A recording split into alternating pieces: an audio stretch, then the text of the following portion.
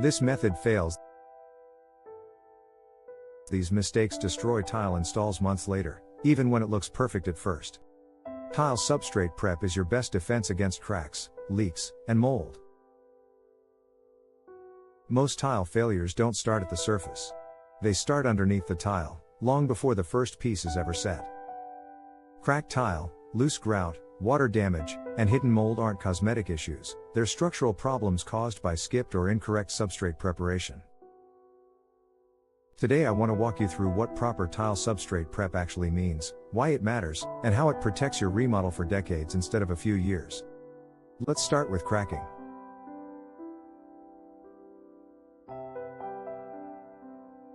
Tile is rigid. It doesn't like movement. When the surface underneath flexes, tiles crack, even if the tile itself was installed perfectly. One of the biggest issues I see is floors that don't meet deflection standards. Tile floors need to meet at least L/360, and natural stone needs L/720.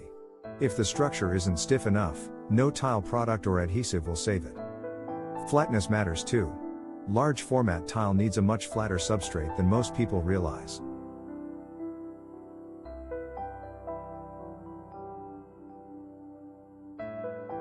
High spots, dips, or waves in the floor create stress points that lead to lippage, cracked corners, and eventual failure.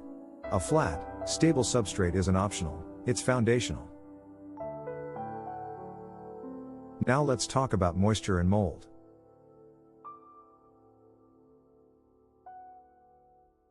Bathrooms, showers, and wet areas fail when water gets past the tile layer. Tile and grout are not waterproof. Water will move through them.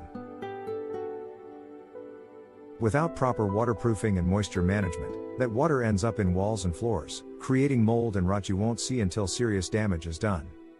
This is where vapor drive comes in. Moisture doesn't just move downward, it moves through materials based on temperature and humidity differences.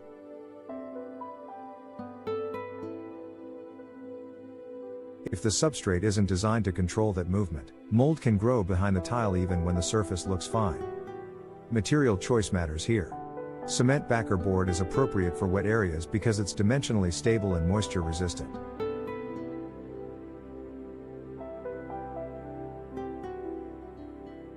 Drywall belongs only in dry areas unless it's part of a fully engineered waterproof system. Mixing materials incorrectly is one of the most common causes of shower failures. Uncoupling membranes also play a critical role. They allow controlled movement between the substrate and the tile, helping prevent cracks caused by expansion, contraction, and normal building movement, especially on floors. Industry standards exist for a reason.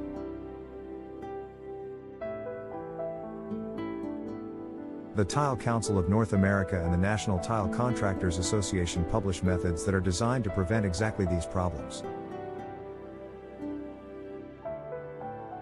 When shortcuts are taken or methods are ignored, failure becomes a matter of when, not if. A proper shower should always include a pre-sloped pan, a complete waterproofing system, and a flood test before tile is installed. Floors should be checked for flatness before a single tile goes down. Movement joints should be planned, not ignored, so the installation can expand and contract safely over time.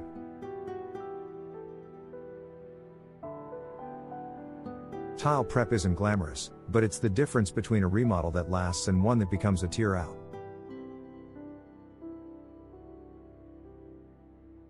If you want to avoid costly mistakes before demo or installation begins, an independent substrate readiness consultation can identify problems early,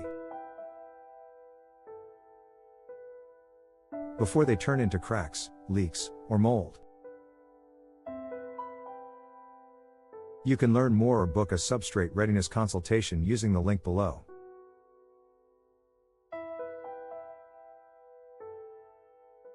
Free remodel checklist.